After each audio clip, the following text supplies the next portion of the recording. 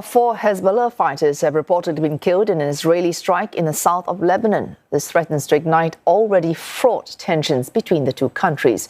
This follows the killing of a commander of the Iran-backed Hezbollah group and the death of Hamas political chief Ismail Haniyeh. Lebanon's foreign minister insists the government is trying to prevent an escalation of this conflict. Iran blames Israel for the attack on the Hamas leader, vowing severe retaliation. But Israel has not claimed responsibility for the assassination. Full diplomatic efforts are in place to try to bring down the temperature. US President Joe Biden has met with his national security team as fears of Iranian retaliation grows. Mr. Biden said preparations are in place to support their ally Israel should an attack unfold. Meanwhile, Japan and South Korea are the latest countries to issue travel advisories in the Middle East, urging citizens to flee Lebanon and Israel as soon as possible due to the spiraling tensions. South Korea's foreign ministry says more than 500 South Korean nationals currently reside in Israel and around 120 are based in Lebanon as of Tuesday. If more, Sarah Coates joins us live from Tel Aviv. Sarah, we're seeing more attacks on the Israel-Lebanon border and tensions in the region seemingly on the brink now. What could happen from here? And what is being done on several fronts to stop all-out war?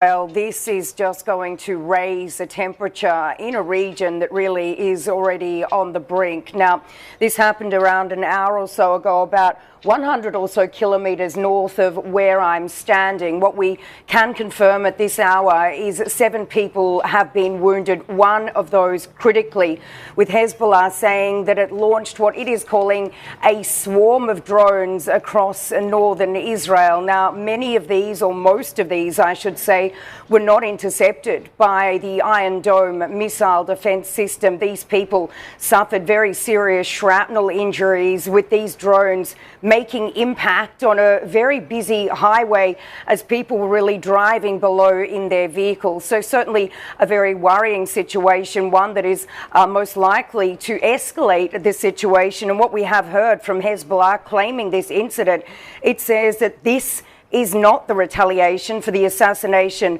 of Fuad Shakur, and that was, of course, in Beirut on Monday. Now, in terms of de-escalation, we have been hearing from Lebanon's foreign minister. He says, we're trying to prevent Hezbollah from retaliating against Israel in a way that could start a wider war, while we also, of course, know that US President Joe Biden, he met with his national security team late last night on preparations to support Israel in the event that Iran were to attack, which, as we know, it has been promising to do. Wei Su.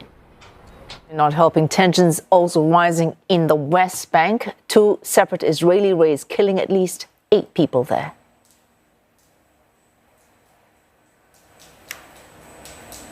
It now, according to Palestinian officials, Wei Su, that at least 8 people have been killed in 2 separate incidents, some other 16 people arrested. Now, the West Bank has really, since October 7, when Hamas infiltrated Israel, really seen a surge in raids, a surge in airstrikes, with the Israeli military actually just putting out a statement saying that since October, aircraft have carried out more than 60 drone strikes in the West Bank alone. Now, before October, this is something that would be extremely rare. It is becoming much more common, as I just said.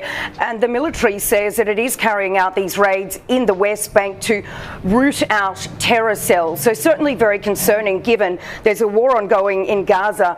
The northern border is extremely hot amid these threats from Iran and also Hezbollah to attack Israel.